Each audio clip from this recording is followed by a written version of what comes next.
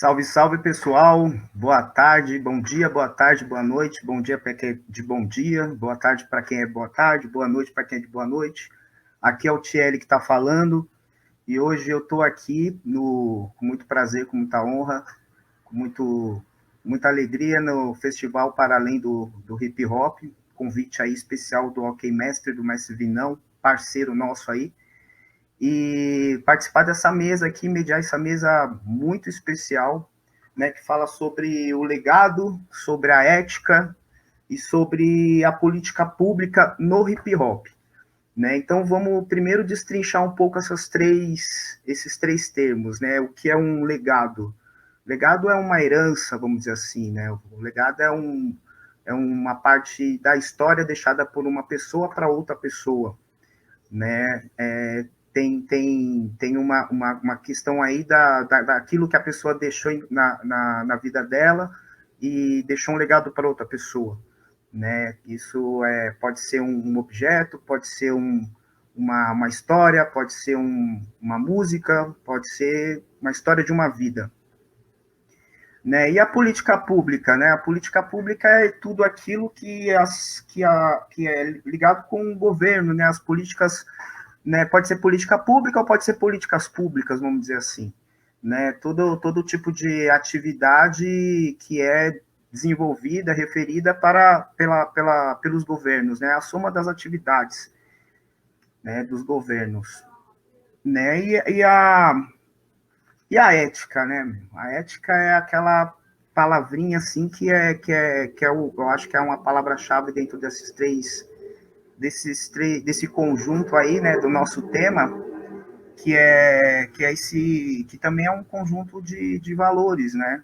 Esse conjunto de valores aí, valores valores que as pessoas trazem durante a sua vida, né, de todos os seus valores, né, de uma pessoa ou de um conjunto de pessoas, vamos dizer assim.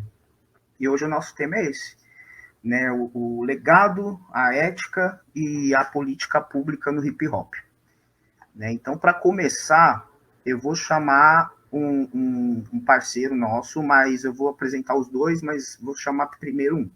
Né? Então, nessa sequência, a gente vai conversar hoje com o Nando Comunista, né, que é rapper, militante, mestre em educação, né, e gestão de práticas educacionais, né? Então aí tem um forte conhecimento aí dentro de todas essas áreas aí que é o tema, né? E a outra convidada, nada mais nada menos, a nossa querida amiga aí, Sheriline, né, parceira aí de uma história aí de uma vida, que é rapper, sambista, compositora, cantora, né, produtora cultural, participa aí de vários movimentos aí, né, e tem um legado, né, já carrega um baita legado aí até para o nosso movimento, para a nossa cultura hip hop. Então vamos começar aí com o Nando, né, que aí ele já vem com uma apresentação super legal, e vamos de Nando Comunista. Sério, é isso mesmo? Boa tarde. Boa tarde, Nando. Kelly, salve. Um agradecimento aí pro OK Mestre, ao Vinão, né, o pessoal que está organizando aí o festival de hip hop, né, para dialogar um pouco aí sobre, né, o nosso legado, né, que é um legado histórico, né, que vem lá dos nossos ancestrais de África, passando, né, pelo povo quilombola, né, Zumbi e tudo mais. E esse é o nosso grande legado, é a nossa ética, né? É tudo aquilo que vem como produto do nosso povo. E o hip hop não deveria ser diferente, né? Ele vem das bases jamaicanas, passando pelos Estados Unidos, né? E também Brasil e tudo mais. E aí se configurando como uma forma, um estilo de vida, né? De homens e mulheres pretas, né? Em sua diversidade e totalidade. Eu vou falar um pouco sobre o hip hop politicamente, né? Como o hip hop, né, veio se constituindo aqui no Brasil, até se tornar uma política pública, que é uma coisa muito nova, não só no mundo, mas também aqui para o Brasil. Inclusive, a gente conversando com o pessoal de outros países, eles dizem que nos países de origem deles não se deu dessa forma. Acho que a gente está bem à frente nesse sentido, né? Nesse Exato. sentido, hip hop e política pública. Sim. Projetar aí umas imagens. Então, a gente vai de hip hop politicamente, né? Que é para falar um pouco aí, né? Como foi esse processo. Aí tá um pouco da minha carreira, não vou ficar falando muito disso, que eu nem gosto, eu sou mais prático, mais popular do que ficar falando aí das credenciais. Mas já acumula um legado, né, mano? Sim, sim. E assim, eu tô no doutoramento, eu quero discutir uma forma de educação preta, né? E Bacana. tem tudo a ver com o hip hop, porque o hip hop é a minha história. Sim.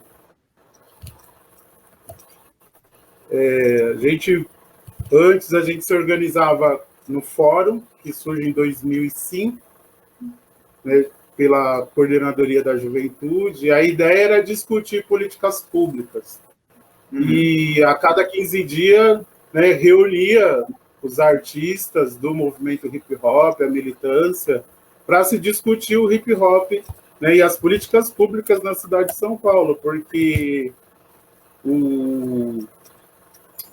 os governos paulistanos nunca se preocuparam, né, com políticas culturais para a periferia, e ainda mais na nossa linguagem, né, que vem do samba, que vem, né, das lutas populares, que vem dos terreiros, né, e aí acaba-se também se materializando no hip hop. Então, a ideia era estabelecer um diálogo com o movimento hip hop e também pensar as políticas públicas na visão do hip hop, né? Também criar critérios de participação e organização dos artistas, porque sempre tem um pessoal que quer se apropriar da coisa pública e fazer dela coisa particular, para ter interesses. Então, a ideia era que tivesse, né, um diálogo franco e aberto e que não ficasse tratando nós do movimento hip hop como se estivesse indo na secretaria ou na coordenadoria pedir para aprovar esse ou aquele projeto, mas tinha que ser uma política pública. Né? E que também esse governo firmasse aí as parcerias com o movimento, tudo, para fazer, né, acontecer essas políticas de hip hop. Então, a ideia na época era difundir o hip hop, né, elaborar políticas públicas de juventude, inserir o hip hop no debate da educação, né, que o hip hop tem muito a contribuir, inclusive, né, tem até uns livros, né, o Rap Educação, o livro da Maria Silva, que fala do letramento. Mais, né? Isso. Combater a discriminação de gênero, o hip hop é muito machista e sexista, a gente sabe disso, nós homens, né, precisamos nos desvencilhar dessas formas de discriminação, mas a gente ainda continua nessas, e é preciso a gente se rever o tempo todo. Organizar uma agenda do hip hop na cidade, combater a discriminação racial e atuar também contra a violência policial e discutir também essa forma de ser artista para garantia de renda, né? Sim. Na cidade. E uma coisa que ficou muito forte foi a participação, né, do movimento hip hop na terceira conferência de cultura? De cultura da cidade de São Paulo. Então, nessa conferência, o hip hop já trouxe uns elementos diferenciados, né? Participando da conferência, a gente levou as demandas do hip hop, né? Como que era visto o hip hop na cidade, o que faltava para a semana do hip hop, né? O que faltava para ter uma agenda de hip hop na cidade. A gente também lutou pela pelo fomento à periferia, e eu destaquei aqui duas propostas prioritárias que foram as mais votadas. Se vocês veem aí, a do hip hop teve 108 votos, né, e a do fomento teve 71 71. Oi? Teve 71, né? Isso. Então foi a partir daí, né, que a gente começou a mostrar também, né, tudo que nós herdamos do hip hop. Então também não é uma coisa nova, né? A gente vinha nesse debate, né, junto com o povo que já veio lá da Roosevelt, da São Bento, né, que a gente se organizava no Green Express para discutir junto com o MH2O e outras posses, né, de hip hop. Nos eventos também da ação educativa, né? Exatamente. Então é um acúmulo que possibilitou ir para a conferência e inserir isso como política pública para a cidade de São Paulo. Sim. E aí nós discutimos dois eixos, né? O eixo da cidadania, e apresentamos as propostas que está relacionado que o governo tinha que fomentar, né, criar essas políticas públicas, né, e inserir uma programação em um sistema de cultura da cidade de São Paulo. E isso foi muito importante porque nós tivemos ganhos significativos, né, para ter o mês do hip hop, para ter as casas do hip hop, para ter hip hop no aniversário de São Paulo, no circuito cultural, né? E as várias linguagens que derivam do hip hop. E uma coisa importante é que o pessoal não esperava, né, que o hip hop fosse aparecer na conferência, e aí foi assim, aquele alvoroço, e inclusive deram até um destaque aqui no documento da prefeitura, que eles colocaram lá, a periferia veio cobrar, porque tanto o movimento hip hop e o movimento cultural das periferias, que também lutava, né, defendendo a bandeira do fomento para o governo descongelar e criar a lei, na verdade, do fomento, que já tinha sido aprovada nas conferências e assembleias. Então, aí eles ficaram pasmos quando viu o povo preto lá lutando aí por políticas públicas. E aí a gente conseguiu, né, inserir aí nas metas do Plano Municipal de Cultura. Então, a conferência aprovou aquelas propostas prioritárias e foi para o Plano Municipal. Então, primeiro, tem que ter hip hop nos equipamentos. Então, aí a ideia era essa, de implementar uma rede, né, de equipamentos culturais com abrangências locais para ser dinamizado e que pudesse oferecer, né, atividades voltadas aos 4 elementos do hip hop. E a ideia dos 4 elementos, porque os governos sempre entendiam o rap como o único elemento do hip hop. E a gente falava, se não tem os 4 elementos, não é hip hop, né? Então, foi a partir daí que a gente conseguiu colocar algumas metas, né, algumas ações. Então, você vê, ó, até 2025, o governo tem que possibilitar, e eu acho que a gente precisa cobrar. Então, essa meta aqui, 6.4, é implantar as casas de cultura hip hop, que a gente conseguiu na conferência e no plano. Então, o governo ficou de implantar 3, implantou na Sul, Noroeste e Leste, falta a do Centro e ainda precisa implementar mais uma esse ano, e até 2025 mais 2. Então, a gente precisa voltar a fazer essa conversa. Também, a gente conseguiu que tivesse, que o governo reconhecesse as ocupações e os espaços culturais. Então, entrou também lá na meta 8, né, para que esse governo pudesse promover a ocupação desses espaços públicos com práticas de atividades artísticos culturais. Pode crer. Também, a gente cobrou a preservação do patrimônio e a ideia de que também o hip hop é patrimônio do povo preto da cidade de São Paulo, tanto material quanto imaterial. Então, na Meta 9 também entra, e entra também, né, se vocês dão uma olhada aí no texto, entra a questão do funk, né, das culturas tradicionais, né, é reconhecer toda a nossa produção, todo o nosso legado afro-brasileiro como expressão da cultura, né, da cidade de São Paulo, e que seja oferecida aos contribuintes. Também nós conseguimos, né, consolidar aí o Circuito Municipal de Cultura, então tem aí as metas, né, a situação, como que deveria estar em 17, 21 e 25.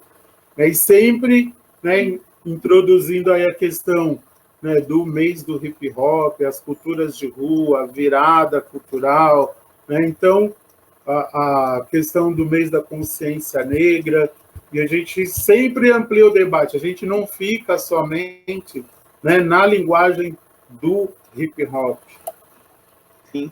Depois da meta 17, né, que traz aí o fomento às periferias, que é uma grande conquista da sociedade paulistana, né, dos movimentos culturais, dos artistas, e que a gente ainda precisa manter esse diálogo e ir cobrando. E que, ó, veja bem, e com essa finalidade, a gente ainda tem muita dificuldade desses governos reconhecer as diversidades, né? Por exemplo, a gente não vê bibliodiversidade, livros que tratem das questões LGBTQIA+, fomentada por esses governos, os artistas, né? Existe muita discriminação, ainda muito preconceito sobre a nossa população. Então, a gente conseguiu inserir no texto, né, da conferência, a gente discutiu as cadeias produtivas, que a gente precisa retomar esse debate para que se tenha cadeias produtivas nas subprefeituras, adiciona também essas empresas que vivem roubando o dinheiro, né, dos artistas, cobrando caro. A gente tem 2 milhões para fazer o mês do hip hop, os caras pagam só 1.200. Com um artista, a gente acha que isso é uma subcontratação. Né? E ainda quando chega esse momento... É um negócio meio na ponta, né? A gente vê um volume, mas lá na outra ponta a gente vê outra coisa totalmente diferente, assim. É complicado mesmo. Parece que a conta não bate, né?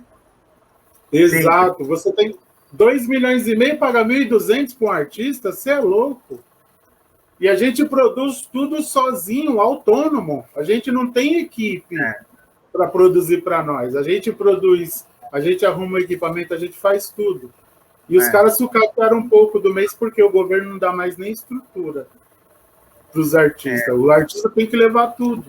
Ou seja, acaba virando uma elitização também, né, do mês do hip hop. Então a gente conseguiu pautar no plano de cultura que essas cadeias produtivas têm que ser implementadas, organizadas e parecer, mas a gente precisa também começar a criar forças para ir cobrar. Naquele momento, a gente desenhou uma ideia do que seria a casa do hip hop, que não é só o espaço como o governo está pensando, é o equipamento voltado para fomentar a cultura hip hop, que deva ter oficina vocacional, centro de documentação, pesquisa, desfile com de linguagem. Tem que ter exclusivamente articulado. Não é só um espaço para ter show, como o governo pensa. Tem que ter formação de público, circulação de artista, né? Produção das músicas e das danças, da arte, do grafite, da produção dos DJs. O conceito de mês de hip hop que nós conseguimos implementar e deu certo, e agora virou, eu acho que não retrocede mais, que é o terceiro maior evento de hip hop da América Latina.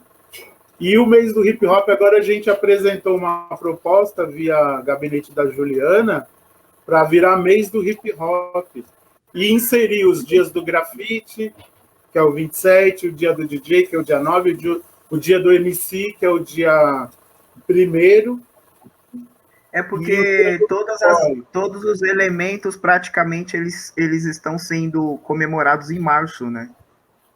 Exato. Então, também, os caras iam dando um Pelé em nós na época do plano e a gente exigiu que tivesse uma audiência temática de hip hop. Que foi muito louca, porque, pessoal, ó, veja aí os números. De todas as audiências temáticas, a de hip hop teve 114 pessoas. Né, bateu com a de dança, né? Exatamente. Ó, pode só ver que que aquela coisa, assim, a gente vê o fomento à dança, é uma cifra. A gente vê o hip hop, é assim, ó, é uma diferença que é absurda. Né? E a gente também trabalha com dança. Um dos nossos elementos é a dança. E outra, sim, nós estamos nas Olimpíadas. A gente tem muita coisa. Muita coisa para fazer. Não dá para ter uma cifra de um tanto e o número de pessoas, de participantes, bate com a da dança, né? Exato.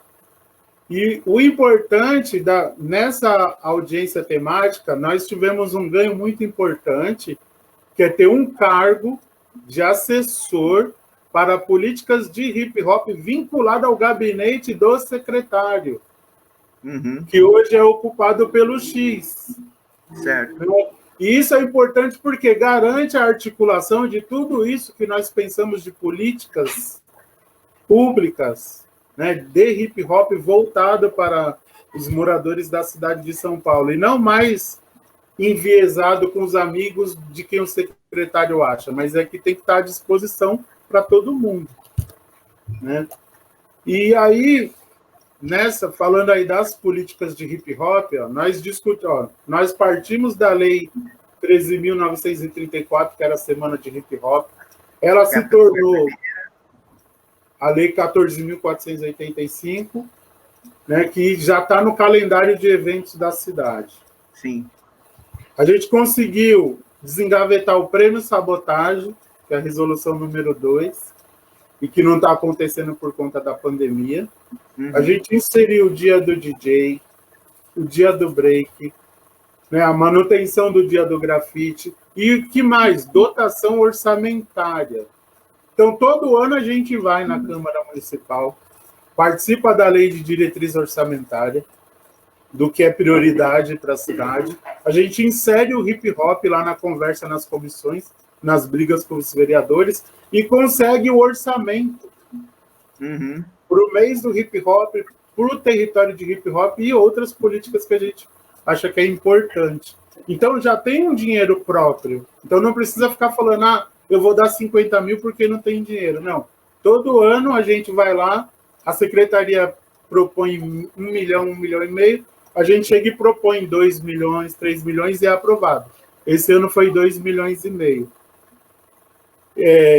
Também a criação de uma comissão, do cargo comissionado de hip hop, e a gente também agora vai brigar pelo Conselho de Hip Hop. A gente já garantiu no Conselho Municipal de Cultura, que será organizado ainda, que tenha já uma cadeira para o hip hop. Mas a gente quer criar um conselho de hip hop também, né, na cidade de São Paulo, para discutir, né, a viabilidade dessas políticas. A gente conseguiu o território de hip hop, que é um vocacional, que tem 1,5 milhão disponível para formar as pessoas. Né? O dia do hip hop a gente já tem, expandir a lei do hip hop para todas as escolas.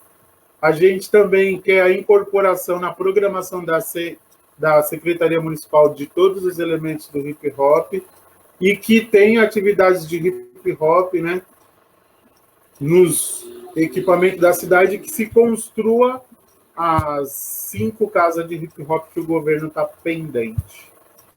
Então, veja bem, foi toda uma construção, né, que nós herdamos de todos os caras que começou na década de 90, né, no final dos anos 80, início das décadas de 90, e conseguimos emplacar somente depois de 2010.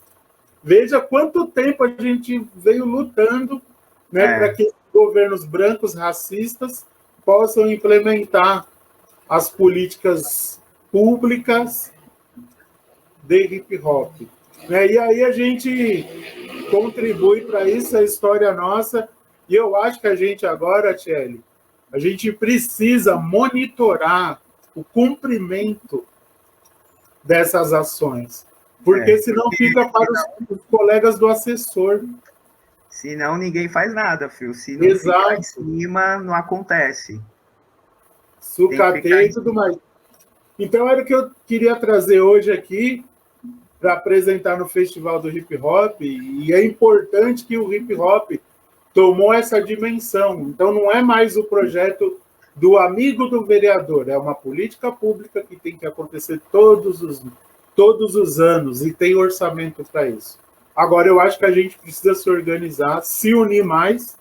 A gente tem que garantir a nossa diversidade, as nossas diferenças, a nossa pluralidade de ideia, mas a gente tem que se afunilar e, né, ter acordo naquilo que nos une, que são as políticas de hip hop, e cobrar, né, unidos os governos, para que isso se torne política de acesso a todos. Agora para engrossar esse caldo aí que você trouxe, vou chamar a nossa outra parceira, que está convidada também. Vou chamar a Line. Tá por aí, Line? E aí, viajou no tempo com a fala do Nando? Seu áudio.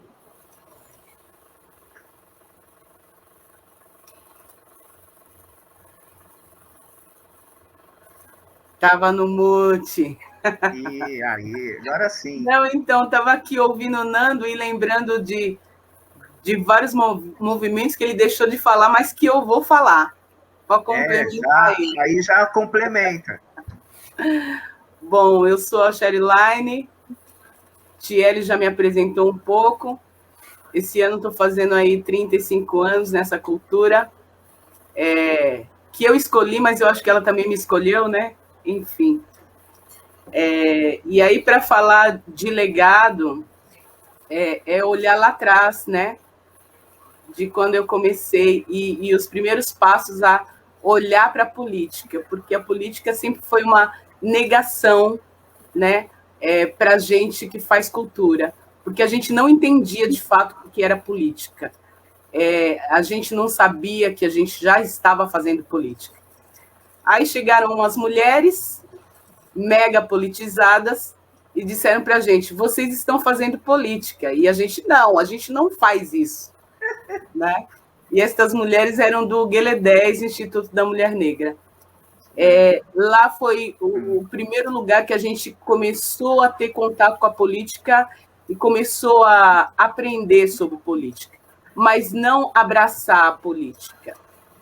Elas faziam a política por nós, para que nós pudéssemos desenvolver a cultura. Então, esse era um trabalho delas. A política ela chega para a gente, muito bem dito pelo Nando, no final da década de 90, e para início de 2000. Primeiro, assim, a gente tem o Milton Salles, né, que é um veterano aí dentro da cultura, de circular na cultura e circular na política. Ele começa a apresentar pessoas para a gente que estavam se candidatando, alguns nomes, né? A gente começa a ter esse primeiro contato, que é o pessoal do MH2O, que é o que o Nando havia citado, e aí a gente faz um encontro com o Lula, né? E o Lula já tinha passado por campanhas nas quais ele foi derrotado, e aí ele também pede apoio do hip hop. Então, esses são os primeiros passos para a gente começar a pensar em política, mas ainda negando a política. Aí, Lady Rap, engajadíssima, que se formou politicamente dentro do GLE10, ela começa a articular com o pessoal, com vereadores e tal, enfim, ações, a gente começa na discussão de política educacional. Então, nós tínhamos encontros no período do governo da Marta, a gente tinha encontros para falar sobre as questões de como inserir o jovem da periferia na universidade, né? Então, toda aquela, vamos dizer, eu diria que foi um ensaio, né, para reverberar nas políticas educacionais que iniciaram a partir do governo Lula. Então, a gente já fazia essas discussões. Como é que a gente inclui o jovem dentro da universidade? Né? Qual é a perspectiva que a gente pode dar para essa juventude aí, enfim. A gente já começou a fazer essas discussões dentro das escolas, né?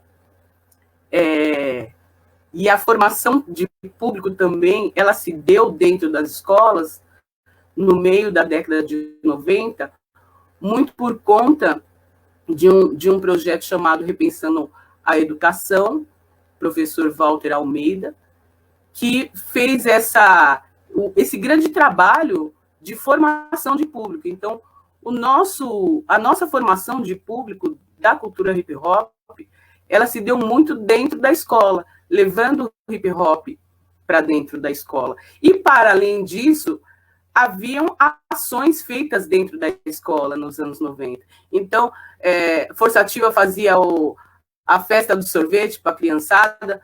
É isso mesmo, Nando? A gente fazia, recolhia alimentos, campanha contra a fome, campanha contra o frio, enfim, essas ações elas permeavam já dentro da escola. E isso já era uma política. Fazia, né, Laine? Aliança Negra, muito, muito, a posse conceitos de rua. Né? Todas as posses, né? Todas as posses tinham ações. A RDRN, lá de Parelheiros, então, já tinham essas ações dialogando com o diretor, entrando dentro da escola, para além do momento da molecada estudar, né? Laine, só um adendo aí, e quando não eram as posses, eram aqueles grupos, assim, bem... o grupo de rap mesmo, que ia lá, conversava com a diretora da escola, ia fazer um showzinho, a gente vai fazer um show, vamos arrecadar. A gente conseguia entrar na escola porque a gente falava que ia arrecadar alguma coisa, aí a escola, só assim que a gente conseguia. Aí elas liberavam para a gente o pátio quando tinha arrecadação de alguma coisa, e a gente sempre arrecadava muita coisa. Participei de vários eventos assim. E é uma forma de entrar, né? Uma estratégia, era muito bom isso. E não era uma estratégia pensada, né? Pensada, assim, não. Elaborada. Né? Vamos, o que a gente faz? Como é que a gente faz? E aí a coisa andava, né? E aí, em 2001, né, eu tenho um encontro com o Caldo, Conceitos de Rua, e o Franilson, da Aliança Negra, e a gente vai conversar com o Eleilson, porque o Eleilson, ele fazia parte de uma organização chamada CEDI, que prestava serviços para o Gueledés. E essa organização mudou de nome para Ação Educativa, né? E começou a trabalhar a educação continuada. Então, nós fomos para lá para ter uma conversa com ele e sugerir que ele realizasse, na parte que era de juventude, 2 semanas de hip-hop. Essas 2 semanas de hip-hop seriam uma semana cultural, né? E uma semana de aprendizado. Então, fosse técnicas para cada elemento, ou direitos autorais, enfim, tudo que permeasse a cultura hip-hop, né? E toda a sua aglomeração produtiva, no sentido de filmar, fotografar, enfim, técnica de som. E a gente nunca conseguiu isso. Porque ele falava assim, não tem dinheiro, vamos fazer uma só, vamos fazer a mostra. E a mostra, ela tinha a intenção, na verdade, de juntar os elementos, reagrupar os elementos e voltar para o centro da cidade, porque o centro da cidade sempre foi a grande referência da cultura hip hop, né?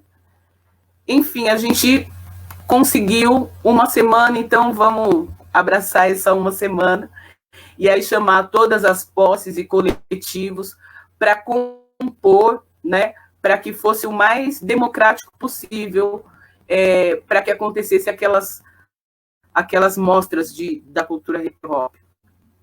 Aí, em 2003, a Claudete Alves, que era vereadora, né, ela apresenta o projeto da lei da Semana de Hip Hop, e em 2004 o projeto é aprovado, e aí começa a lei municipal e a ação educativa simultaneamente, né, até que era o governo Kassab, que ele deixou, quer dizer, tinha uma dotação orçamentária à época de 100 mil, que não dava praticamente para nada, se você alugava um palco, né? Enfim. E aí que começaram essas movimentações que o Nando fala, de ir no Ministério Público, falar com os caras, como é que vai acontecer, tem que acontecer, é lei, e meter o pé na porta, e bater na porta, né? Enfim, até que a gente... O Nando mandou um salve aqui, porque eu acho que não era o Kassab, era o Serra. Era o Serra? Acho que era o Serra. O Kassab veio depois do Serra. Era o Kassab. Era o Serra? Acho que não. O Serra veio depois da Marta, é isso? Depois. Então é isso. Enfim. Tanto que eu parei de ir na prefeitura para tirar meus xerox do meu fanzine. Eu parei de ir na coordenadoria. Ai, caramba! Molhou. Eu falei, não vou mais, não. Perdi a mão. Perdi até a alegria. Então, e aí foi toda a movimentação de ir no Ministério Público e tal, e aí discutir, né, no executivo, que é a prefeitura, para saber quem ia ser o pai da criança, porque a dotação tinha, mas a gente não tinha acesso se não fosse por alguma secretaria. E aí a gente começou a dialogar com a Secretaria de Cultura, né, que aí se tornou, enfim, o mandatário, né, do montante. Mais ou menos em 2006, o deputado Vicentinho, ele faz uma recomendação para o MEC, né, sobre a cultura hip hop, para olhar com carinho para o movimento, né? E ali a gente começou as articulações para as conferências. Então, aí acontece em 2008, a primeira conferência, as primeiras conferências, né? Conferência da Mulher, todas as conferências aconteceram à época, e a gente teve uma entrada muito forte dentro da Conferência de Cultura, né? Para começar a fazer proposições de políticas públicas para a juventude, porque entender o hip hop não é só entender o hip hop como cultura, porque o hip hop ele dialoga, enfim. E daí a gente começou a discutir orçamento, né, para aumentar aquele orçamento. A gente começa a discutir como que não só a cultura possa nos ajudar, mas a juventude, né, a igualdade racial, a educação, direitos humanos, né? Então, começa essa movimentação de diálogos com os integrantes da cultura hip hop. Em 2010, o legado que o Lula deixa é o Prêmio Preto Góes, né? Mas que, quando nós tínhamos que fazer essa conversa de política pública, foram chamados os mainstream, que não entende a base, que não entende como funciona essa engrenagem de pensar a política pública. E aí foram fotos, mas não foram ações. Então, a única coisa que a gente teve, de fato, no final do governo Lula, já no último ano de saída dele, foi o Prêmio Preto Góes, que não acompanhou no governo da Dilma, né? Mas depois teve outro prêmio, não teve? Só mudou o nome, né? Tirou. Mas foi só mais um, não foi uma coisa assim contínua. Tipo, sim. 2010, 2011, não virou uma política pública federal, vamos dizer assim. Não, aqui no município. Foi uma política de governo, né? Não sim. foi uma política de Estado. E aí, em 2010, é fundada a Frente Nacional de Mulheres no Hip Hop.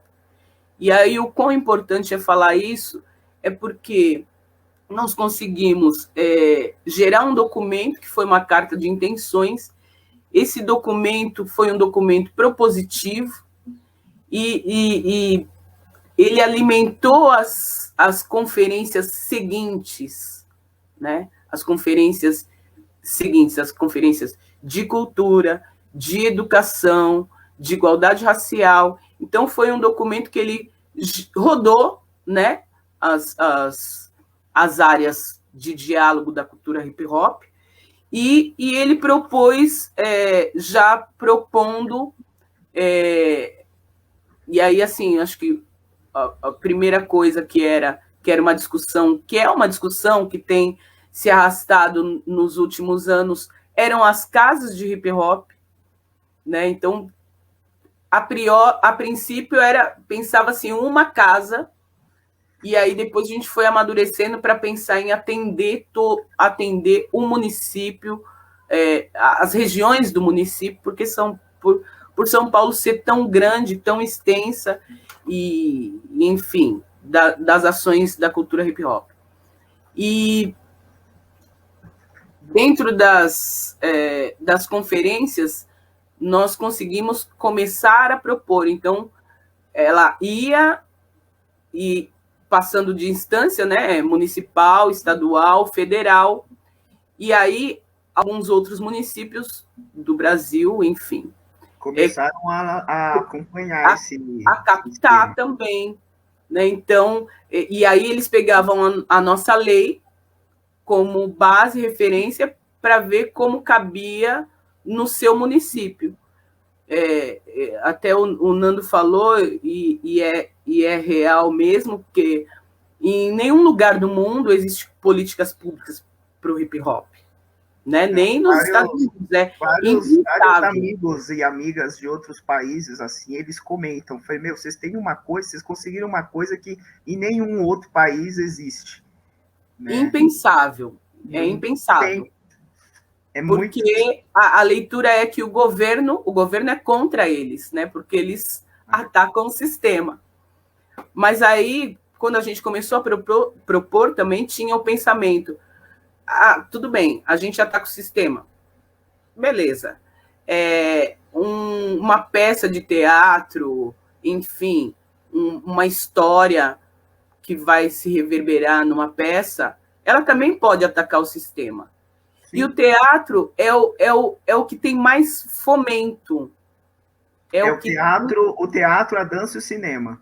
Mas o teatro é o top, né? E nessa conferência... O teatro, ele é embaçado, ele é grande. Ele é gigante. Ele é, tipo, pedra fundamental da cultura nacional. Então, quando o Nando fala aí da terceira conferência, o mais votado em fomento foi o teatro, né? Teatro, o fomento à periferia foi o segundo mais votado, o hip hop ficou em 11º, né? E a gente estava ali em uma dúzia de pessoas articulando, né, para acontecer, e conseguimos, né? E vocês acham que, assim, falta um pouco da presença do hip hop nesses espaços para poder engrossar o caldo e garantir mais políticas públicas para a cultura hip hop? Aí uma pergunta que eu já lanço assim, é que você está falando, Line, mas aí você já pode Sim. emendar numa resposta e depois o Nando pode falar Sim. também. Precisa engrossar o caldo, porque uma andorinha só não faz verão. A gente conseguiu, e aí o que eu acho que é dos grandes ganhos, a gente conseguiu estabelecer a presença da mulher com política pública. Sim. Porque sem a política pública, a gente tinha que ser amiga dos manos. E nem sempre ser amiga dos manos. Entendeu? Então, não ia, não dava para. Não chegava todo mundo, não chegava para todas. Sim. Agora, com a política pública, não. Né? Você se inscreve lá e vai chegar para todas. Tá lá, lógico, tá lá, a gente ainda tem. Tá lá. Mas assim, a gente ainda tem uma dificuldade, que a grande maioria não sabe como faz, a gente tem que ensinar, fazer oficina, porque a burocratização, ela também nos deixa fora do processo. É um trabalho de formiguinha, né, Laine? Para a gente que é mais velho, mais engajado, a gente vai fuçando, mas não é. A gente tem que entender que as pessoas têm dificuldades de saber tudo, de querer fazer tudo. É a gente que se coloca na posição de fazer tudo, mas não é uma coisa fácil. Então, a política pública, ela garantiu mais a participação das mulheres. E uma coisa, e aí só para fechar mesmo, não só o calendário, o hip hop no calendário da cultura de São Paulo, mas uma coisa que a gente também sempre pleiteou era o hip hop dentro da educação, porque para sanar os problemas na educação, os elementos culturais eram chamados, né, para atender os jovens, mas uma coisa que estava descolada. E aí, essa proposta também de estar dentro da grade da educação é uma política importante, porque o hip hop dialoga com a juventude. É isso. Muito bom, muito bom. Eu acho que uma fala complementa a outra de forma bem precisa, assim, né? Principalmente com relação a essa coisa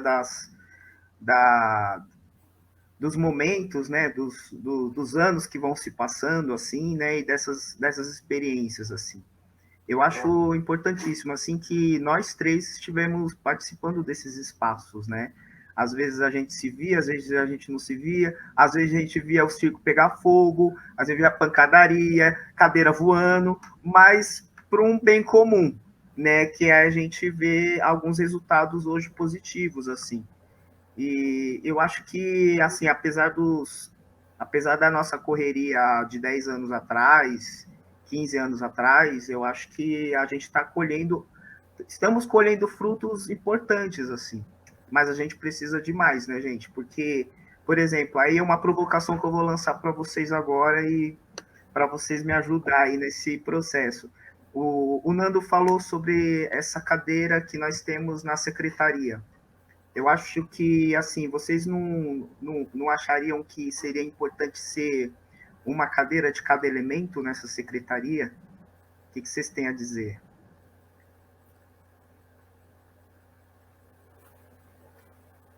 Pode ser o Nando mesmo, depois da Line.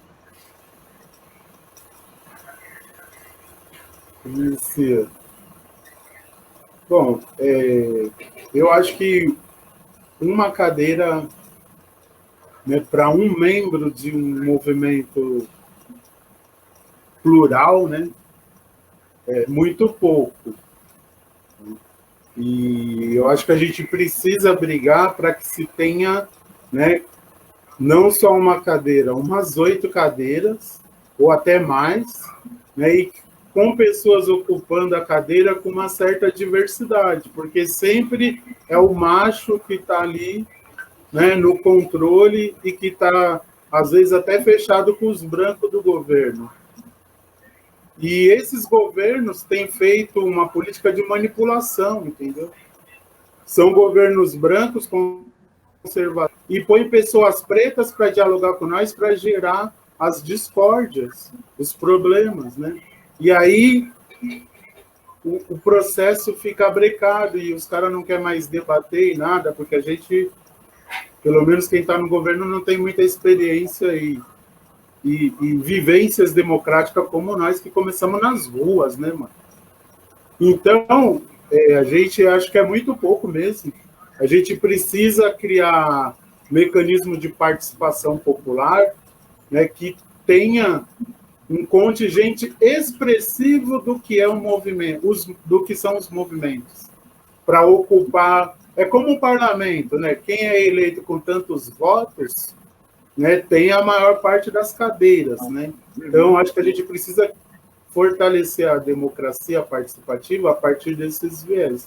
Eu acho mesmo que uma cadeira é muito pouco, deveria ter no mínimo 4 e garantir as equidades e diversidade de gênero e orientações sexuais.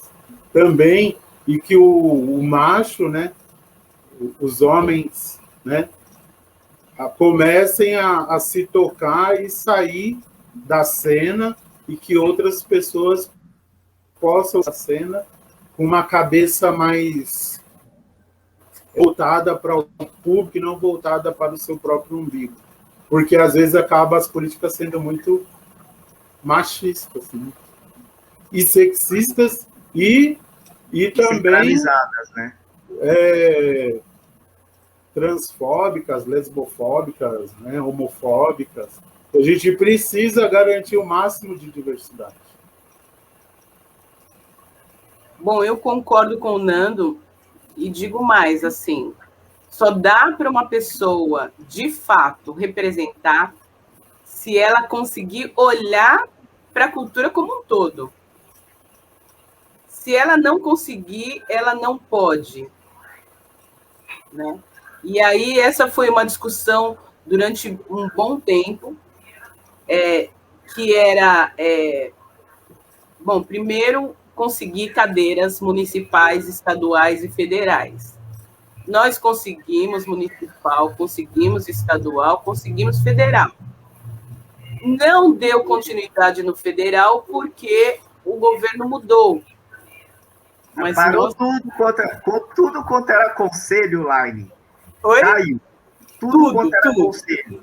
E lá no representação, federal... toda a representação que o hip hop tinha no Conselho de Juventude caiu. Caiu no Conselho das Mulheres, caiu no Conselho tudo. Né? Caiu, não tem conselho, acabou. Mas assim, a gente, assim, falando São Paulo, né? O federal a gente tinha um casal, era um homem preto e uma mulher branca. Beleza, até aí, beleza. No estadual a gente tinha uma pessoa que também caiu. E no municipal a gente sempre teve uma só pessoa e sempre um homem. Sempre homem, né? Só que, por exemplo, no municipal, nós aqui em São Paulo, nós temos. O restante do país, eles não conseguiram segurar. Nós ainda temos. Aos trancos e barrancos, tendo que dar porrada. O resto do país nem começou ainda. Oi? O resto do país nem começou, nunca teve. É raro, eu não sei, além de São Paulo, qual outra cidade tem uma pessoa da cultura hip-hop num conselho de cultura? Numa representação? Então, tem... Rio de Janeiro, tem... em Jacareí, em São José dos Campos, tem no Rio Grande do Sul. Tem uma galera mais articulada até que entrou, né, com a nossa referência de lei para tornar lei nas suas cidades, enfim. Tem uma galera que conseguiu, mas, tipo, congelou, entendeu? Tá então, tudo assim, congelado. Por conta dessa movimentação de São Paulo, a gente consegue manter algumas coisas. Sim. Por quê? Porque a gente vai brigar, a gente vai briga, a gente vai... Enfim, isso que o Nando falou de acompanhar na votação do orçamento é fundamental, porque isso eu posso dizer, em nenhum outro lugar do nosso país tem um dia que eles vão receber o pessoal da cultura hip-hop para discutir orçamento. Só aqui acontece isso. Só aqui acontece. Né? A maior cidade da América Latina. Por quê? Porque a gente tem se articulado ao longo desses anos, dessa década e um pouco mais para trás, nesse sentido de precisamos dialogar com o governo. E quando a gente fala de legado, Lari, você acha que isso é um dos principais legados que a nossa cultura deixa assim para gerações futuras, assim, não só do hip hop, mas das culturas de periferia, vamos dizer assim? Eu acho que a gente não deixa só para a galera da cultura de periferia, mas a gente deixa para o mundo. Isso é muito grande, porque o que a gente fez no processo é muito grande, né?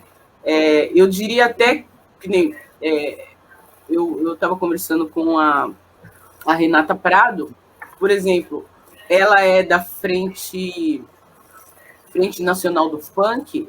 Das mulheres do funk, é isso, né? Das mulheres do funk. A referência dela foi a Frente Nacional, para ela poder articular com as mulheres do funk. Sim. Né? Então, eu acho que a gente não deixa só para a galera das periferias do município de São Paulo. Eu acho que a gente deixa para o mundo, porque o que a gente faz, produz, esse corre que a gente faz, ele é inédito para o mundo. Sim. E agora a gente está caminhando para os finalmente. Vamos aproveitar, então, esse tempo para o Nando, você fazer suas considerações finais, Line também. E se tem alguma coisa para... pouquinho tempo, né, mano? Já pensei que a gente ia até mais tarde, fazer uma música, fazer um som também, já aproveitar, fazer um batuque. Mas eu acho que nossa conversa ela é muito importante e vai ficar gravada também. Eu acho que é importante para que as outras pessoas possam acessar e ter esse referencial, principalmente histórico aqui, né? Mas manda aí, Nando, o que você tem a dizer para nós aí, finalmente?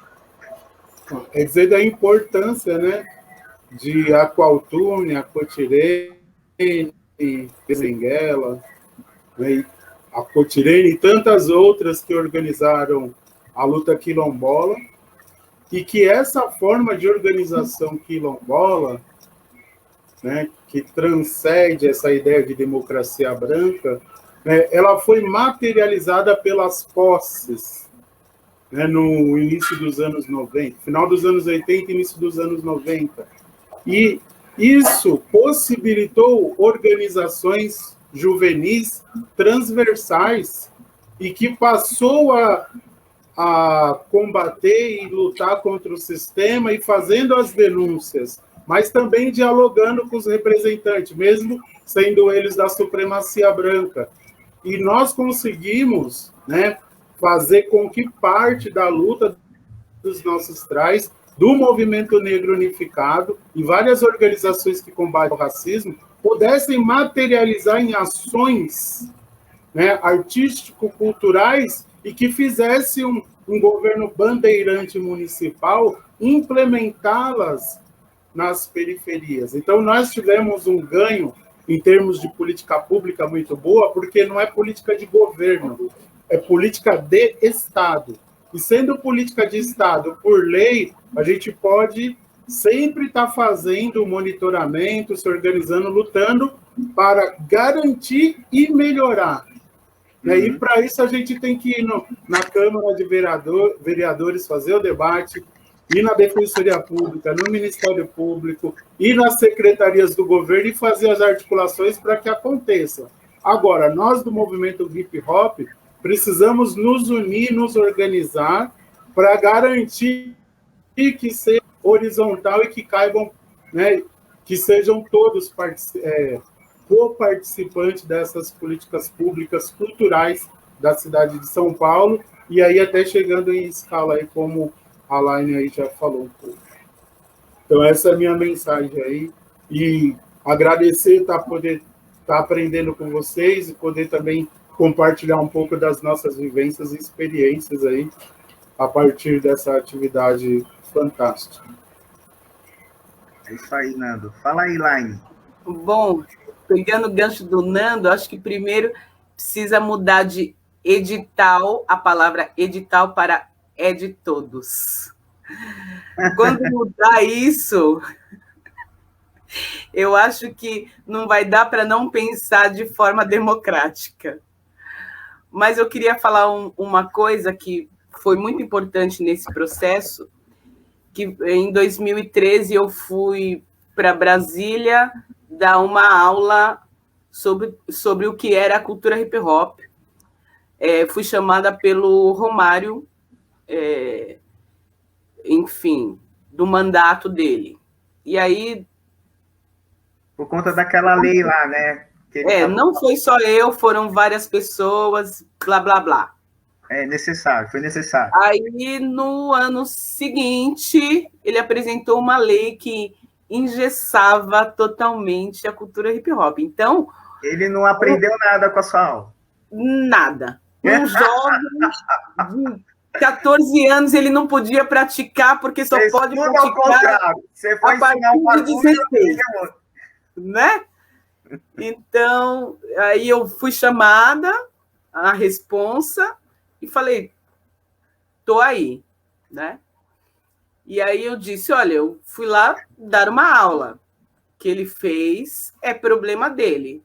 Mas se eu tiver que bater de frente, eu bato, não tenho problema nenhum, né? E aí foi feita uma cariação, bababá, né? Enfim, os assessores dele escreveram um projeto de lei que engessava totalmente, e aqui começou-se um movimento que, à época, eram pelo menos perto de 2 mil pessoas entre São Paulo e Rio, que era Romário deixa o hip hop em paz, né?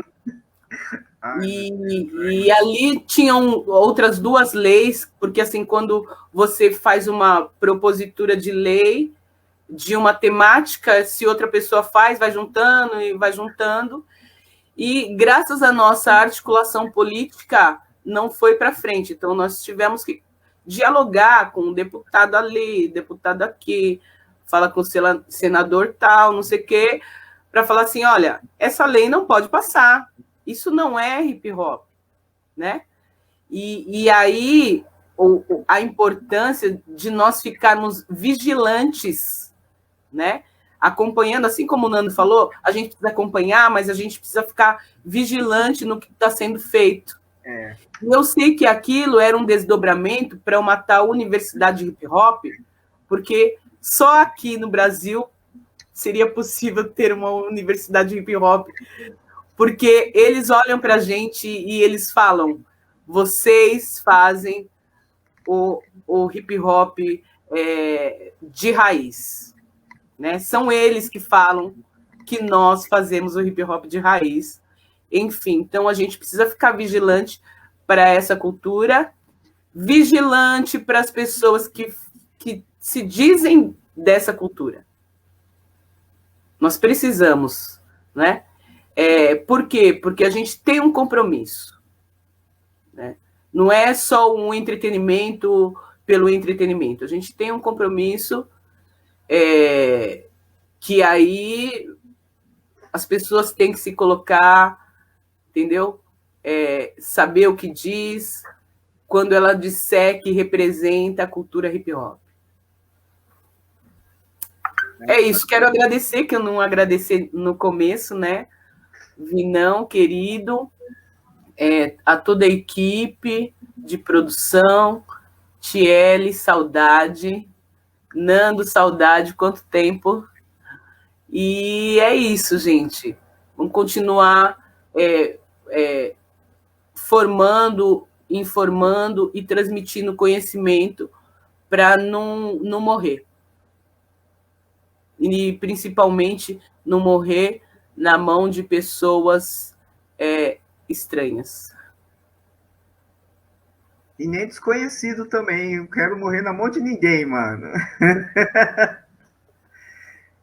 Mas, Laine, Laine, Nando, agradecer muito as palavras, a troca de ideia, o espaço também do Vinão, né, no Festival para Além do Hip Hop. Eu acho que é isso daí, a gente está bem além do hip hop, né, porque a gente está em todos os espaços, em todos os meios, em todas as possibilidades, assim, de troca, e onde tiver pessoas, juventude, e independente da idade, orientação, identidade de gênero, onde tiver gente, o hip hop está presente, né? Não queria fazer essa rima, mas acabou rimando. Eu gostei, posso roubar? A gente pode fazer um acordo. Tá. Mas então vamos fazer junto, para usar, tá? Joguei para o universo, já era. Obrigado aí a quem participou, a quem acompanhou. Compartilha aí com geral. Mandar saudações aí de todos os coletivos existentes da cultura hip hop da cidade de São Paulo e do Brasil. Meu axé para todos nós. É isso aí. Muito obrigado.